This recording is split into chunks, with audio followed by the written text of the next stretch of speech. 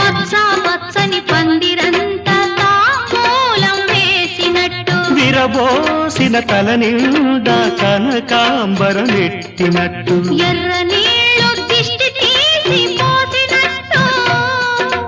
ఎర్ర నీళ్ళు దిష్టి తీసి పోసినట్టు కర్పూరం హారతి ఇచ్చినట్టు